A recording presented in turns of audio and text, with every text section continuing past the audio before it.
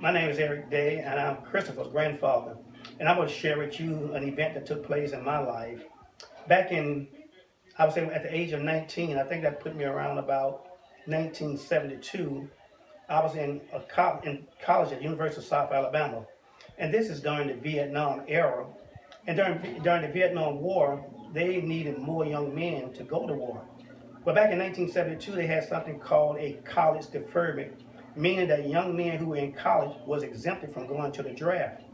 But because they did not have enough men to go to war, if you will, President Richard Nixon signed into law a bill that created what they call a lottery system. And basically, what the system did said that young men who were in college could now be drafted. So they established this lottery system, and the way the system worked in the year that I was in college or in school, they took your birthday. My birthday happened to be December the 15th, and they also picked a number between 1 and 365, representing each day of the year. But just happened the year they did that, they pulled my birthday, December 15th, and the number 3. I knew then that I was going to have to end up leaving college and be drafted into the military.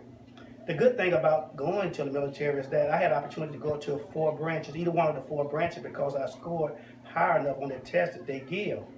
But because I was a college student, I wanted to go back to college. So I went to the Army because if you went to the Army, you only had to do 2 years.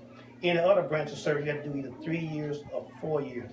So as I told you, I got drafted, pulled out of college, and I got opportunity when I got drafted. I had to go to basic training. I got an opportunity to go to Fort Knox, Kentucky. Now, I think you all know about Fort Knox. That is where all the gold is kept. Well, that's where I went. I never did see the gold, but I was stationed on that base for about 3 months. After I went through basic training, there was another training called AIT. It's called Advanced Individual Training, where they train you to do a particular job.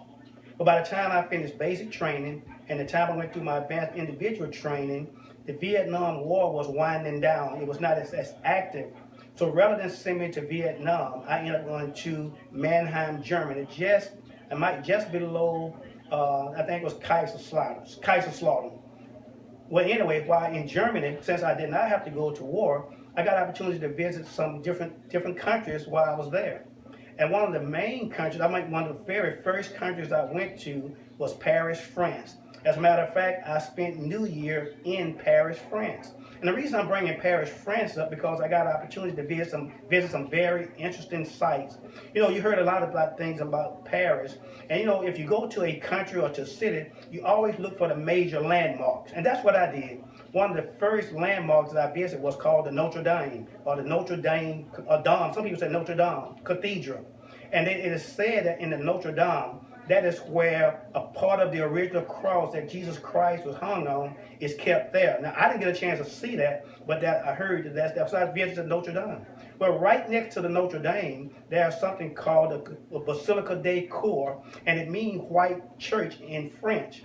And I think the thing that's significant about that is that ministers or pastors or bishops who serve in that church when they died, they were buried right there in the church. That what basilica means. It means that it's a crypt, and then their bodies people are buried there. Well, while in Paris, you know, you have to go see the Eiffel Tower. I got an opportunity to climb the Eiffel Tower from the top to the bottom. It was a very interesting experience. So those are some of the landmarks that I got a chance to visit. But then there was somewhere else I went.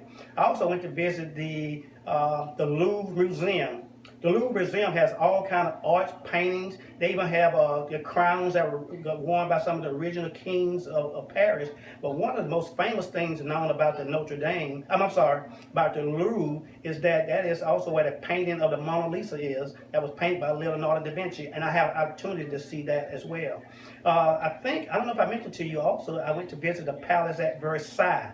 Now, this has been almost 40-something years ago, and if I'm not mistaken, I think at the Palace of Versailles is also there where the body of Napoleon Bonaparte, one of the famous generals in France, is entombed. So those are just some of the things, the opportunities I got to be experienced as a result of being drafted out of college, sent overseas to actually go fight in a war. But I was just blessed that the war was de-escalated, was ending, And so I ended up not going there, but just that I got an opportunity to go to visit this country and to see some of the sites that I think had a very important historical significance. So thank you for letting me share my story.